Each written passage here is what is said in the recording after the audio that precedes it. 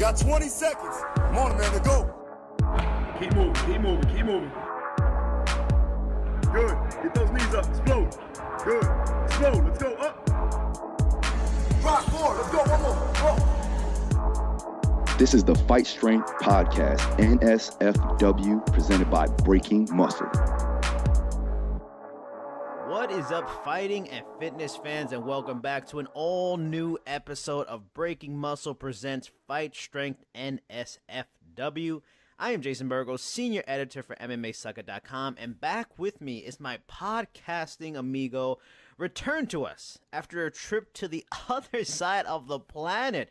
He is the strength and conditioning mastermind of some of the best fighters in the world at American Top Team, the one and only Felipe Daru, or better known as Phil Daru. Phil, what is going on? Missed you, man. What's up? Oh, man, it feels good to be back. I'm not going to lie. I feel good. I feel well rested. In Russia, I got to actually sleep in till like 9 o'clock because nobody trained before 10 o'clock in the morning. So it was really good.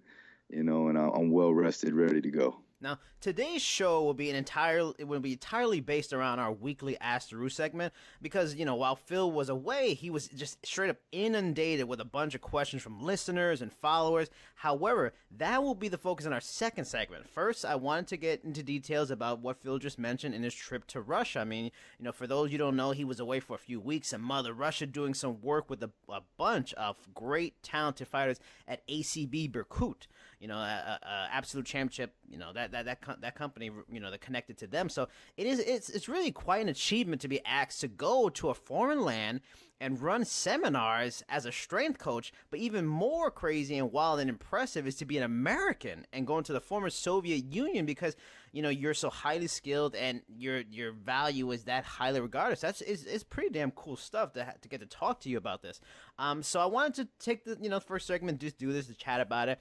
A little interview style thing. It's been a long time since I interviewed you. So first off, how did this whole thing come about that you got set up to end up going and working with these guys in Russia? I think it had to do with, I have a lot of guys that come from that side of the planet, come to American Top Team. So I think they seen a couple of Instagram posts and things like that. We got involved there. And then one of the fighters at my gym is closely connected with Berkut. So he contacted one of their strength and conditioning coaches who then contacted me through WhatsApp, which is, if you know what WhatsApp is like how you communicate with everybody overseas. And so he hit me up, and then basically this has been going on for like 3 months. We've been trying to coordinate times and things like that because I had fighters fighting, you know, Joanna just fought, Dustin was going to fight, things like that. So I wanted to make sure that I was there for them in camp and not just leaving them for 2 weeks. So I finally got it all coordinated, and then, you know, I didn't know exactly what they wanted me to do. I just knew that they wanted me to reinvigorate the program or just reestablish some basics and the scheduling with just overall bringing it back to baseline and really figuring out what they need to do from a physical preparation standpoint. Now, I mean, the first other thing I was thinking, along with, you know, how it came about, what was that travel like? Because I mean, you really are going to the other side. It's not like even just crossing the Atlantic or the Pacific. You know, you're going across all the way across Europe. And like, how did you do it? Did you go across Europe? Did you go to California and around that way? Like, how long? Which way did you do it? And how long did it take to get there? I think if I would have had to go to California, I'd had to shoot myself, man. That too long. No, what happened was I flew to New York. And then from New York, went to Moscow. From Moscow, we flew in like a 10-seater jet plane to Chechnya, which is where where Berkut is in Grozny. It's a small town, but a pretty up-and-coming town, I'm not going to lie. It had a little bit of city vibe to it. And then you have little sub-towns on the outskirts or villages. That's where Berkut, the fight club was, and then they have another Berkut MMA. It's kind of like for general public in the city itself. And then I did another small seminar at a local like powerlifting bodybuilding gym there in Grozny as well. Just working on like my glute and hip activation techniques, proper IAP, intra-abdominal pressurization stuff that we got from Kabuki and DNS and things like that. So I was just kind of going over that. And then I did like a small clinic on squatting and bench pressing, and then we just did like a little workout. People were really accepting, man. Really, really. They were, I don't want to say honored that I was there, but I felt that way. I felt very humbled that they were so accepting of me and wanted me there and were taking pictures with me and just, being so, non what we thought of like Russia, you know what I mean? Yeah. And especially in Chechnya, people are very peaceful. Obviously they had their differences, a couple of years back, and they went to war and things like that, but they're really on the come up now. And even the president actually mentioned me in one of his speeches. Really? Didn't mention me by name or anything like that, but he did. He did say something about. Well, he pretty much might as well have. He said something about an American sportsman coach coming over to our local Warriors and helping them out. So they're on the come up, man. I really love that area. And we'll be going back there every 3 months. So I'll be going there. I'll be a familiar face for those guys. How long was the actual flight, like from New York to Moscow? I think all together it was like 20 hours. Holy Moses, wow. Now, I asked Tony Ricci this when he filled in for you last week when we did the FSP overtime. How does the process of communicating your message through an interpreter work? Like, does fitness have kind of a universal language and it's not a lot easier than it seems? Or is there a bit of a learning curve between you and the interpreter and getting the message to the athletes?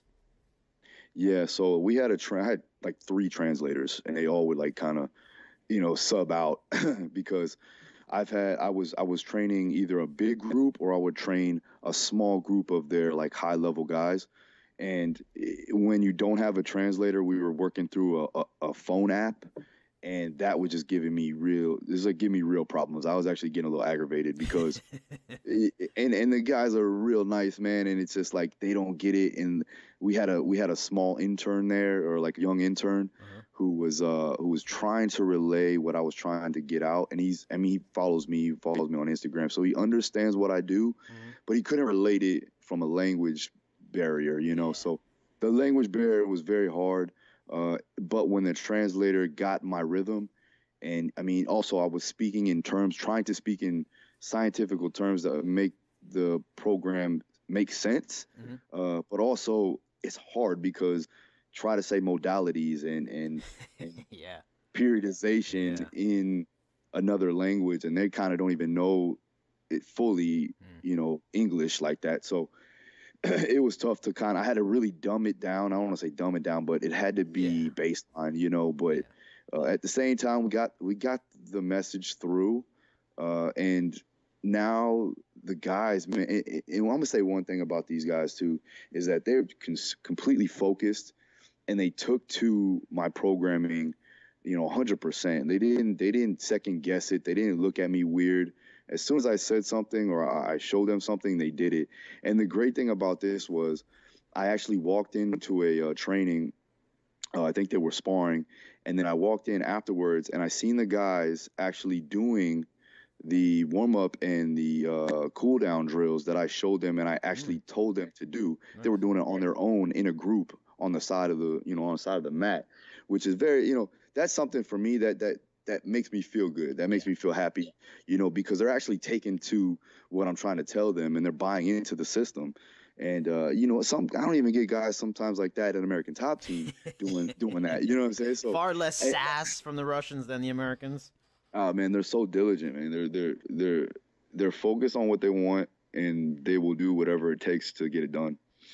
Now, what would you say at the skill level of these fighters in this?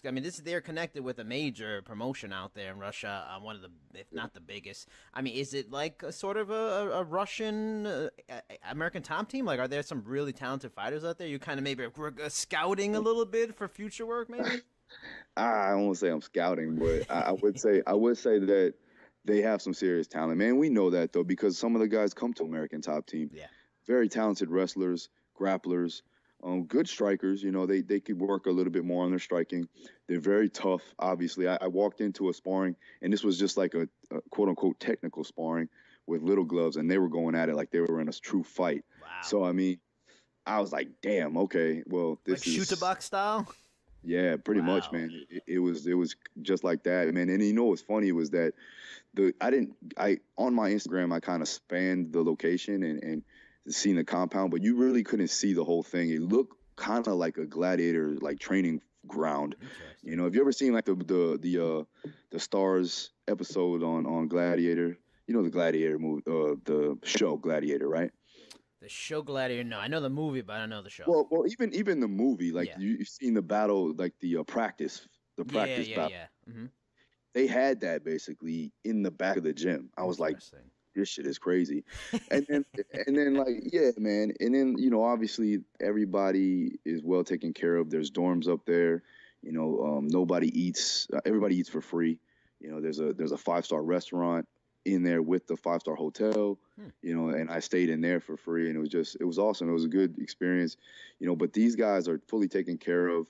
They are 100% dedicated to what they need to do, and they're talented. I mean, there's a couple guys that could fight in the UFC right now, that I know that could fight in the UFC and be very, be in at least the top 10. Would you say so? Maybe less like an ATT, and maybe even it might be more like the UFC training center, since it's directly connected with this promotion. So similar to that, Yeah. maybe that training center is kind of copying off of what ACB Berkut's doing. I don't know if they copied off them, but I did get a good sense of the same implications of what they're doing is what UFC performances is doing, because I mean, it is all the guys that are training there are in ACB. So I mean, there's nobody there that's in the UFC or in Bellator or anything like that. Everybody's in ACB, and even the young guys are in ACB, or they're in a sub level ACB. It's like an amateur division. Mm-hmm. So I mean, and they got young kids in there too. They had little kids in there, Wow. like 8, 9, going at it, fucking sparring. I was like, damn, okay, and then Gangsta.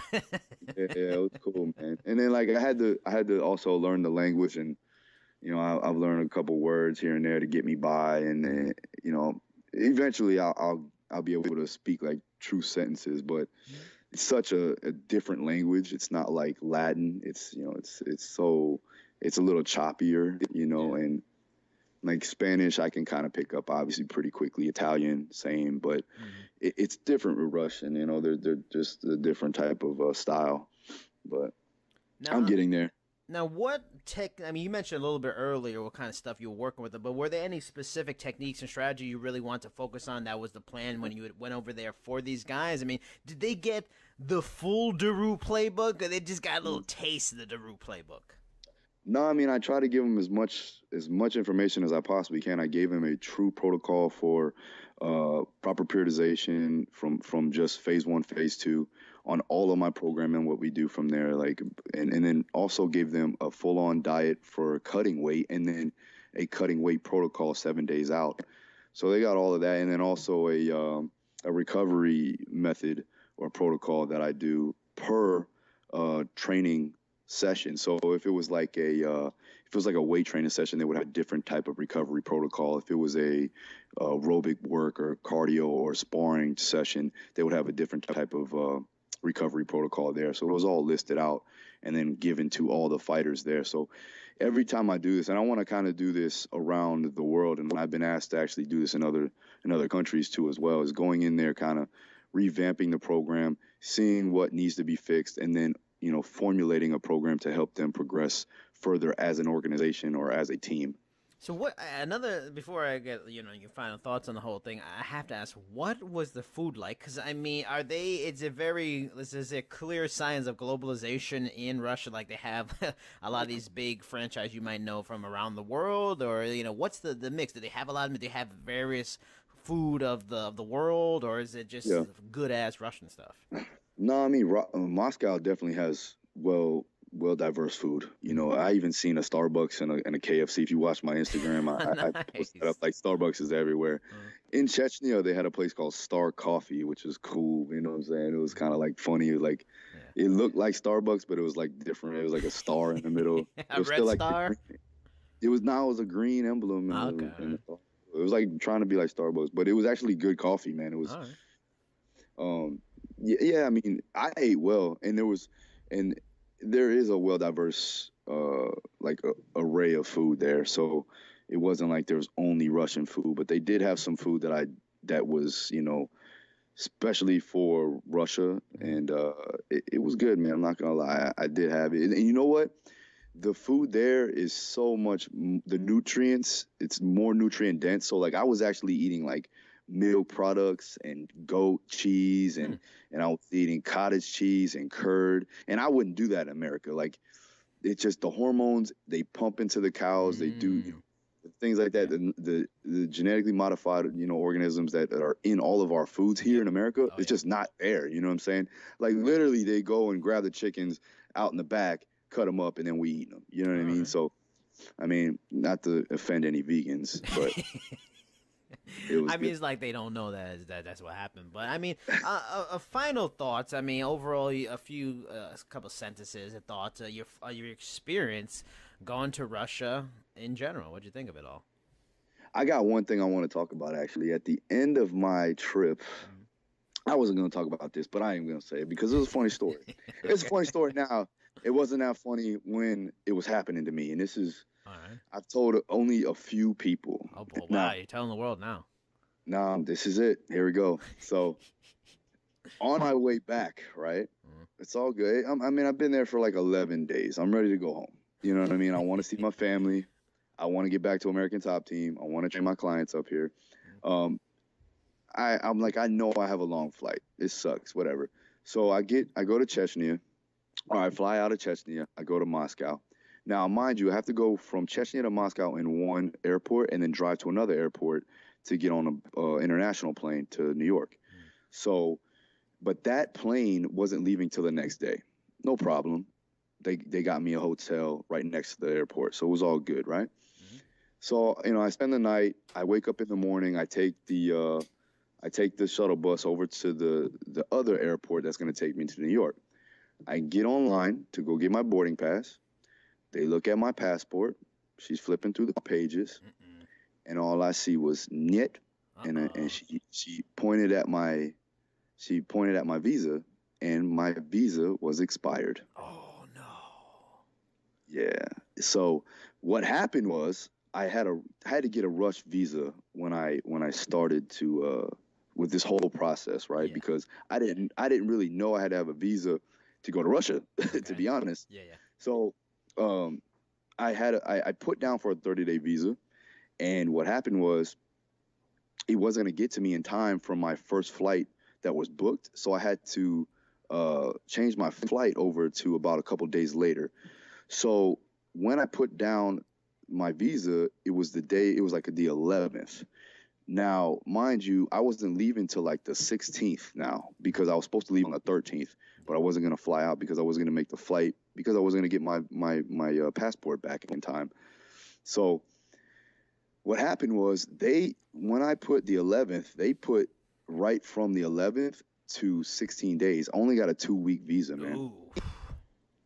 So, which made kind of sense because I'm going there for 2 weeks, right? Yeah. But I was supposed to be going there from 2 weeks from the 13th. Exactly. So now I'm leaving on the 16th. I didn't even think to check the expiration, right? Why would I think to check that? Because I thought I had a 30-day visa, right? So either way, I get there, and then when she tells me that, my heart just dropped. So at that point, I'm like, oh shit, I'm not leaving here for another month. There's no way, right?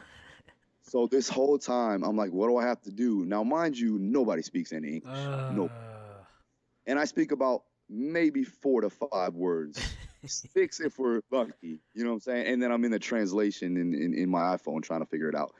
On top of that, I have no cell phone service in this airport. On top of that, nobody's up from my handlers, like all my handlers and all my translator. Nobody's up. It's 7 a.m. Remember, they don't get up till like 10 in the morning over there. So nobody's up. My wife is clear across the Atlantic Ocean. It's like 2 in the morning over here, right? So can't even call her for like any type of validation or help, right?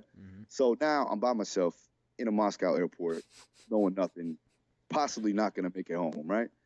My flight is at 10 o'clock. It is now 8 o'clock. I had to rush over. She wrote on a piece of paper, go to another terminal, which was like a fucking lifetime away. Now I have all my bags. I'm running through the Moscow airport trying to find a way to get my visa back in order, right? Mm-hmm. I finally find a way to a help desk. They tell me to go talk to the console. The console, basically, you go to a phone that's in the middle of the wall. It's a black phone, and you just pick it up. It's like there's no dial. You just pick it up, and he answers it. So I picked it up. They start speaking Russian. I said, English. He said, yes, let me help you. How can I help you? I said, I need to get on a plane.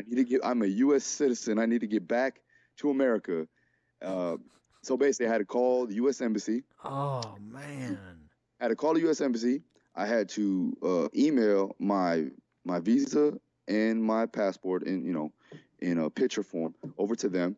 They had to then go to the ambassador and actually write a letter to him, and he had to approve me going back to the United States. Wow. This was all supposed to be done, hopefully, in 2 hours. This did not happen. Yeah, right. So I missed my flight. I was supposed to be home Wednesday. I got home Thursday. Damn. Now, mind you, she said it would take up to 3 hours, right? Mm-hmm. I'm sitting in this airport for 5 hours now. I missed another flight. So now I'm at my wit's end. I don't even think I'm making it home. I think it's a wrap. So now I'm stressed out. I'm pretty much pissed at myself. And I just want to go home. It was snowing out. I'm like, it's cold as shit. I haven't seen the sun in about, literally haven't seen the sun in 10, 11 days. You know what I'm saying? And so I called them back at around 5 p.m. over there. And they were like, yes, you've been approved. I was like, okay, what the hell do I have to do now? So I ran around. I had to get a new ticket. Cost me $700. And then finally got on the damn plane. I'm giving you the rough draft version, but this was what it sounds like. Wow. Just picture me sitting in a Moscow airport the whole damn day, not knowing if you're going to go home or not. I mean, lesson learned. So I can only imagine on that next trip to Russia, you will be checking that visa date every day, making sure it's correct. Listen, I'm trying to get a year visa. I mean, now before we get into our Ask Daru segment questions, I just want to remind you new listeners out there who may be listening on Breaking Muscle for the first time or wherever you are listening, you can check out all of our previous episodes with other experts in the field of strength and conditioning like Dr. Corey Peacock, Zach Evanesh, Tony Ricci, PJ Nestler, Jake Bonacci, or Dan Garner. Then find our pages on iTunes, iHeartRadio, SoundCloud, Google Play Music, Player FM, and on YouTube, and hopefully maybe soon Spotify. We'll try to get that done soon too. So let's get into these questions. Let's drop some knowledge bombs on the listeners and these people that want some answers from Phil Daru. Now, our first question is from Kevin X Cologne on Instagram. He asks, I read your article about building the base for fighters, but the only part I was confused about was your program hypertrophy for a weight class athlete. I agree with everything I've seen you do. I just want to know what you meant by hypertrophy in the sense of weight class athletes. Before you answer the question, can you just let the people know what that article is and where they can find it too? Yeah, you can find it on darustrong.com. It's in my training blog section. But basically, I was just talking about how I build a base from an out-of-camp perspective and how we build hypertrophy, joint integrity, things like that to help them get ready for camp and, just going in ready to go with a good work capacity and not having to get in shape and already be in shape once they start camp. Now, thank you, Kevin X Cologne, for the question. Now, the next one is from Miami.Green on Instagram. He asks, Hold on. I didn't answer the question, though. Oh, you didn't? I'm sorry. It's the technicalities I don't understand sometimes. So, answer his question. I got to answer the man's question. I can't I thought you did. All right. So, that's where you can find the article, but I'll answer the question. Okay. Basically, what you have to do, you have to look into the context of what I'm trying to say. Primarily, fighters start their out-of-camp program after a few weeks off from the fight, which means they have just come off a long camp and most likely a weight cut. So that's going to, deter their weight and then also just bring down the metabolism in general. So what this means for a fighter is that they are somewhat detrained and most of the time in a catabolic state. just like a football player or something like that coming off a long season, they're not going to be as big and they're not going to be as strong as when they started the in season. Now, what I'm trying to accomplish in the rebuilding process while initiating a greater work capacity with joint integrity, think of it as building like armor, right? Most of the time, it's very hard to build muscle, especially with the amount of cardio-based training these fighters perform with their skill-specific training. So I can attest basically that it'll be very hard to build massive amounts of muscle in a 6 to 12 week span. And the muscle that they do gain is only to build them back up to where they can sustain the work ahead in camp. With the muscle tissue we build, the metabolism will predominantly be faster, which leads to a better metabolic rate, which can burn more body fat and have an easier time once they actually have to cut the weight. Yes, and I do mean a leaner fighter, can cut weight faster and more efficient. It just is what it is. Water retention is lower and glycogen use is more optimally. So, it just your muscles will be able to build and be able to sustain water reduction a lot easier. So that's the process of hypertrophy and that phase, and that's the reason why I do it pretty much. All right, Kevin, hope you got it. Got it good. Miami.green on Instagram asks, can you recommend a cardio routine or circuit which will help burn fat and not result in muscle loss? He actually has a few more questions, but that's the first one. Yeah. So this is like a general approach. I don't know him specifically. Obviously, it's all subjective, but as far as cardio work that will fully promote protein synthesis and overall hormonal responses to help build or sustain muscle while burning fat efficiently, is any type of high-intensity interval training or HIIT training. This could be short bursts of sprints followed by a brief rest interval for a limited time. So, I mean, anything like Tabata-type style training, sprint intervals. You can even do it on an Airdyne bike or an assault bike, things like that. Or I like to have my guys do prowler sprints with a 20-second rest, something like that. Now, the next question he has is, what kinds of nutrients should be consumed when you are trying to stay lean or have just worked out? Yeah, I mean, nutrients you basically need to consume lean proteins, green vegetables, healthy fats, complex carbohydrates, vitamins and minerals that will also play a key role in balancing out electrolytes and metabolism. It's just something you just got to eat healthy, man. I mean, a lot of the times is not going for the processed foods and trying to get as nutrient dense products as possible to help you gain muscle, to lose fat, and to help with that cardio response. Now, his final question is, finally, what is the key to becoming incredibly strong on legs like you? Do you train heavy or do you mix?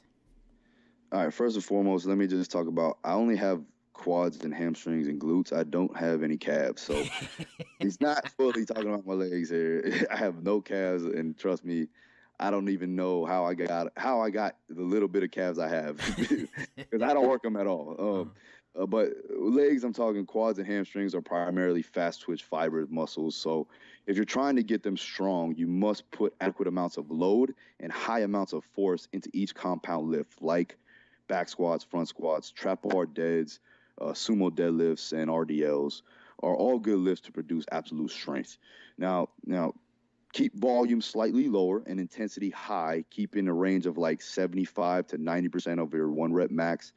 And your volume needs to be fairly low. It needs to be 5 or less reps to initiate more of a strength response. If you're looking to build hypertrophy or muscle and size, a rep range of 3 to 6 will still build some muscle. Just make sure you are performing more sets to get that overall workload. So if you're trying to build a little bit more size on your legs, now mind you, and this is with strength, this is not just size. If you were trying to build just size, you would be doing more of a hypertrophy range, which would be 6 to 12 reps. But for this, we're trying to build maximum strength and a little bit of muscle gain. So you would do, like I said, 3 to 6 reps, but then you would do around 8 to 10 sets. So you're still getting more workload and you're still getting, quote unquote, the volume, just not in a repetitious factor. And that's it. All right, thank you, Miami.Green, for the questions. Also, just a reminder to anybody, for everybody listening, if you have questions of your own for Phil, we always do our Ask the Daru weekly segment, so you can always contact Phil on Instagram. You can contact us on our Fight Strength Facebook page, at Twitter, at Fight Strength _, or you can email us at fightstrengthpodcast@gmail. Now, moving on to the next question. Next question is from Hart Gill. He asks, "What's up, Coach? Huge fan of your work. Thank you for all the free knowledge bombs you drop. I have a question when it comes to ESD for Muay Thai. How would you set up the conditioning for it? Is it necessary to do lactic work?" Yeah, so in Muay Thai, the training and competitions are primarily aerobic base. So building up a solid aerobic base through LSD work would be a good idea, like long, slow distance type work, just like, sustained, same amount of intensity throughout a long duration. So just road work, pretty much, just like the old boxers used to do, and just kind of building up that VO2s. Now, you can throw in some days of lactic and anaerobic work, but your primary focus should be on VO2 max and heart rate control. I would say, as a general-based program, perform about 3 to 4 days of aerobic conditioning, 1 day of anaerobic, and 1 day of lactic, which can help in all aspects of Muay Thai fighting. What is lactic exercise or lactic work? What makes that different from anaerobic and stuff? Well, lactic glycolytic is kind of just like the circuit training, basically trying to get that lactic threshold, build that lactic threshold to where you can sustain a good amount of strength and endurance throughout, a longer duration. So anaerobic is more like lung capacity, the breathing techniques, and lactic is more muscle endurance. No, aerobic really is means with oxygen, and anaerobic means without oxygen. So anaerobic conditioning would be short sprint intervals. Okay. With an adequate amount of rest, and then aerobic would be a sustained amount of aerobic work throughout a longer duration. All right, thank you, Hart Gill, for your question. Now, this is Alexander_Kisler, also on Instagram. Which screening and assessment method do you use for fighters? Yes, so my screening method is a mix of FMS, DNS, and my own sport-specific movements that will correlate into developing a plan for fighters' progress. Also, you basically must assess your fighters or athletes on a daily basis. This is not something that you do just once. This is an everyday process, and if you're not doing this, then you're not actually adequately helping your fighter or your athlete progress, and you're gonna probably come into a point where they might sustain an injury because you're not paying attention. So this does help with prevention of injury and sport performance. What I mean by FMS is functional movement screen and dynamic neuromuscular stabilization techniques. Okay. No, just like standard things like watching them roll and watching them spar, things like that, to see where deviations are, maybe in their foot, maybe in their feet, as if they supinate a lot, or if they have like weak feet.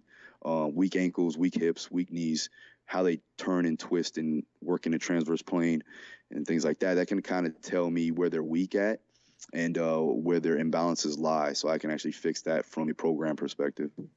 Now, he also has a couple more questions. The second question is, what are your top 3 methods to improve punch power and speed?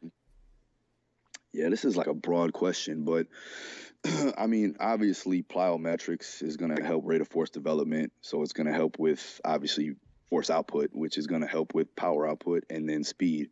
There's a general focus between, if you don't have speed and strength, you're not going to have power. So you can develop that type of,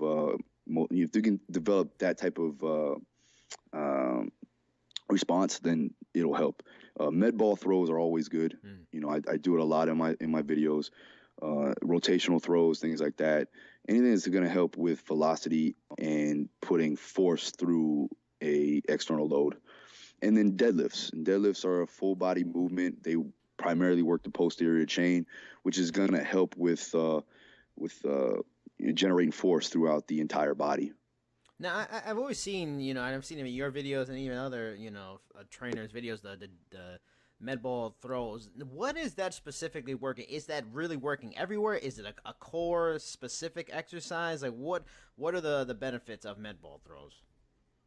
I mean, the true benefit is explosive power, and then also it depends on what you're trying to accomplish or what you're doing, what type of exercise. But I use it for a number of different things when it comes to postural alignment, learning how to throw from the ground up, using your torque from your feet all the way up into outer extremities.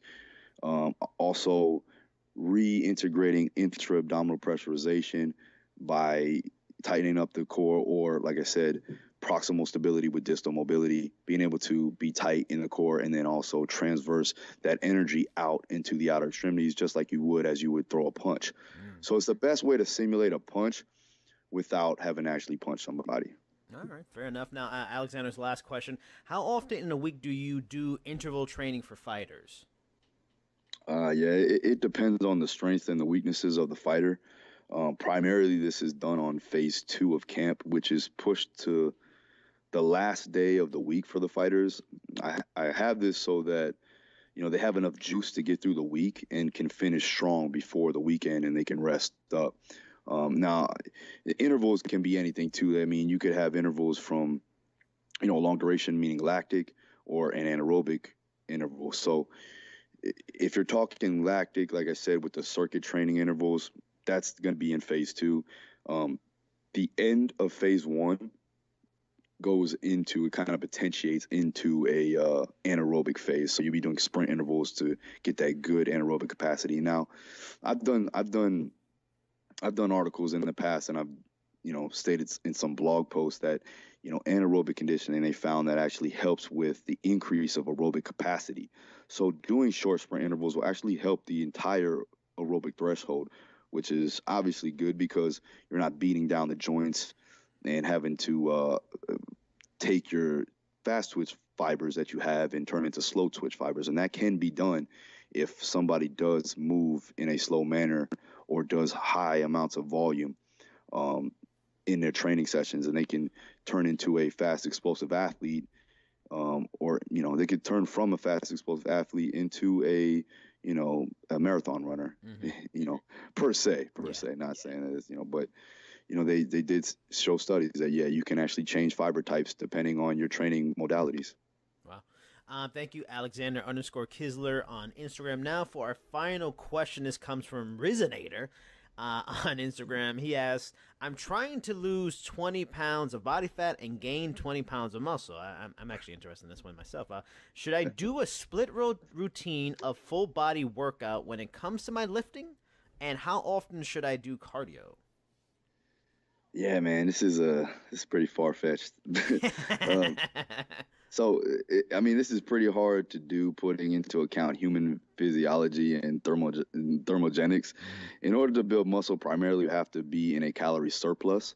And in order to lose weight, you must be in a calorie deficit. Yeah. So the two kind of run into each other.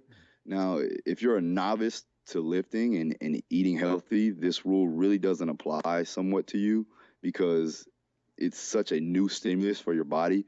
You're going to try, it's going to try to adapt. So you may actually build some muscle and lose some body fat if you're just beginning, your fitness goals and things like that, which I've seen. Yeah. I've seen it happen. I've had clients that's done that, but also have clients that gain weight in the beginning and they're like, oh my God, I'm gaining weight. But in all actuality, you're actually gaining muscle tissue, and then you're building your metabolic rate, which will in turn, burn the body fat, but you just got to give it time, but from a training perspective, I would think that this is going to be somewhat of a constant struggle for somebody that's been training for 3 to 5 years, something like that. Yeah, because I think about it myself. Like when I lost all my weight, I did lose fat and gain muscle, but I was a really heavy person. So I can't imagine a high level athlete is. I can't even imagine it's even for high level athletes or athletes in general easy to lose 20 pounds anyway, and how they would do it. So yeah. So this works, in summation, works for someone just starting working out, but for someone that's already an athlete, is it possible to maybe 5 and 5 if you're, already an athlete and trying to do something? Maybe you lose 5 pounds fat, 5 pounds muscle. Is that possible?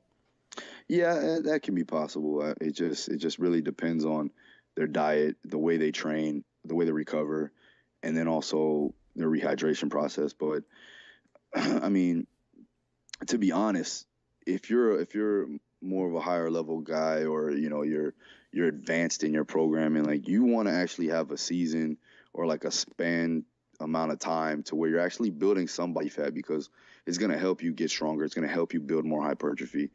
And then in time, you can bring those calories down. And from the muscle that you've gained, you can then cut away the fat, and you'll actually be bigger than where you were. It will be, what I'm saying is, you'll be bigger from a muscular standpoint. You may be 5 pounds heavier, but you're 5% less in body fat. See what I'm saying? No, that's our last question. Thank you, Rizonator, for your question. I mean, before we go, I know you wanted to bring it up, or real quick, thoughts on a possible Dustin Poirier title shot. Like, what are you feeling about that? So let me go ahead and pull this text message up. So Dustin texted me today. He goes, "I'm going to beat Eddie, then I'm going to win the belt." Is that happening? Is that like a plan in the works for a rematch, or he's still hoping for that?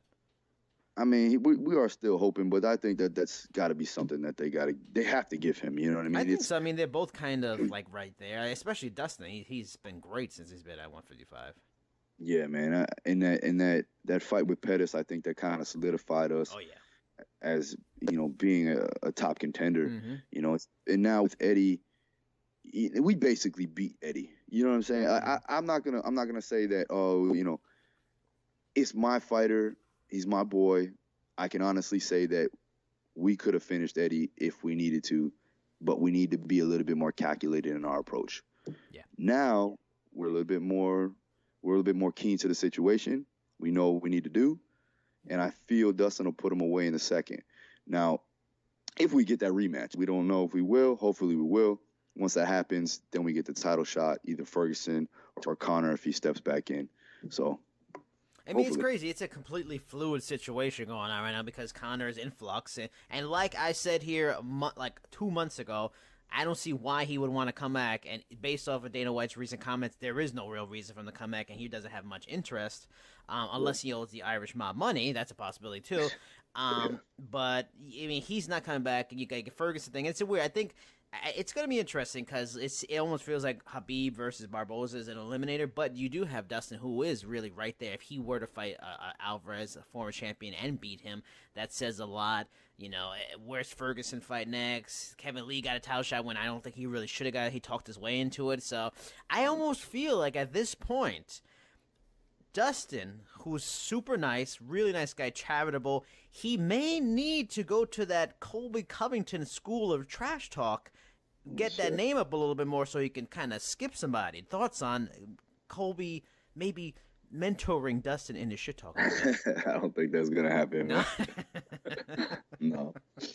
But what are your thoughts about maybe he needs to start talking more trash to kind of talk himself into a fight? Because unfortunately, for a lot of fighters, that's the way you get title shots these days. You have to talk your way into it. Merit is not what it once was. Unfortunately, yeah, that may be true. But also, Dustin is an exciting fighter, though. Well, oh, yeah, without a doubt. So it's not really – I mean, if you're not an exciting fighter, then, yeah, maybe you do have to talk like that. But he truly lets his actions speak louder than his words. So I don't see it being an issue. I think that it'll be a great fight for the fans. What I see on Twitter, everybody's wanting that fight. So hopefully they're paying attention to it. I even tagged Sean Shelby in it when I retweeted what I talked about, as far as getting a rematch and then getting a title shot. I simply state Sean Shelby let us eat, so yes, hopefully he'll let us eat. So, I mean, honestly, I do hope we get it.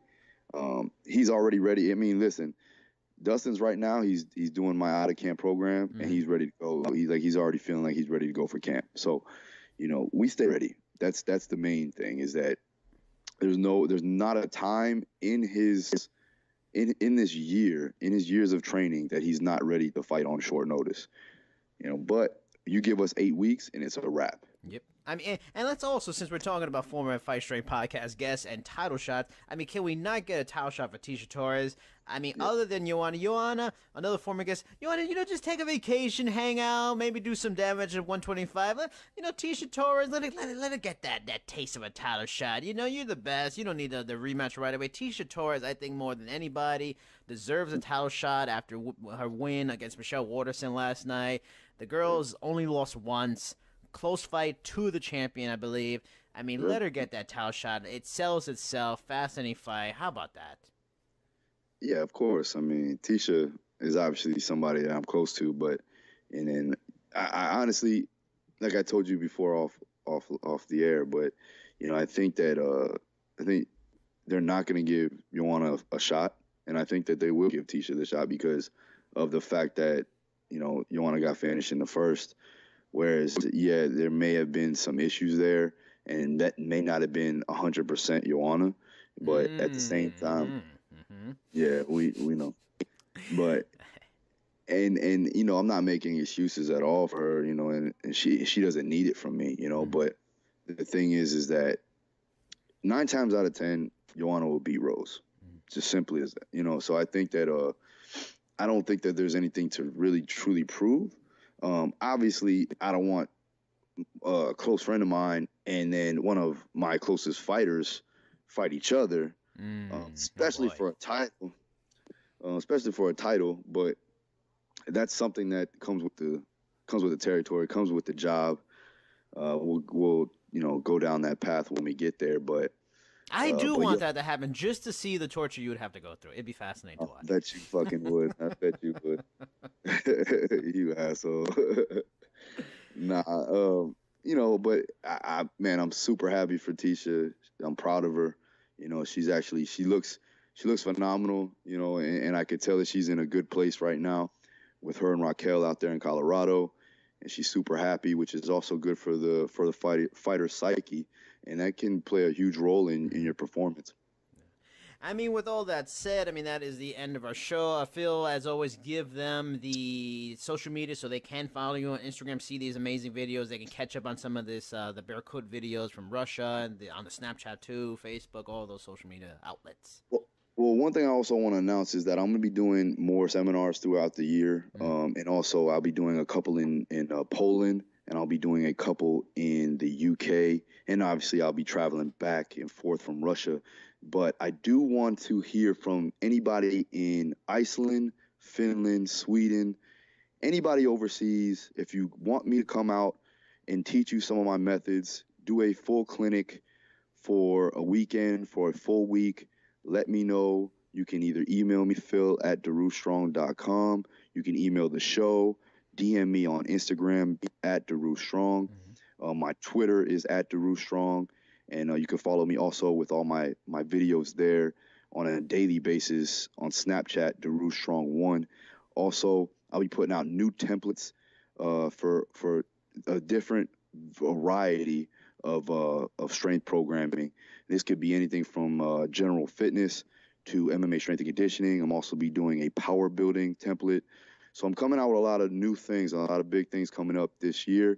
Also, if you're in the States, if you want me to come by and do a seminar there with a presentation and a full-on clinic, teaching you some of my methods and some of the stuff that you've seen on Instagram, make sure you hit me up. So that's about it, Jason. It's been swell, man. Been telling you about my Russian problem that I had to get back to no visa, but it's been a good time. Yeah, also my Instagram, Jericho Vendetta, Cheap Seats Chat on Twitter. Also, don't forget, as I mentioned before, you want any questions for this expert we have here every week in Phil Daru. You got questions for him, you can always holler at us on Fight Strength on Facebook, Fight Strength Podcast on Facebook, or on Twitter, Fight Strength _. Remember, all of our previous episodes, including FSP Overtime, where we just talk MMA talk, you can go find iTunes, iHeartRadio, SoundCloud, Google Play Music, Player FM, YouTube, all those places. I am Jason Burgos. He is Phil Daru. Phil, say bye-bye. Peace.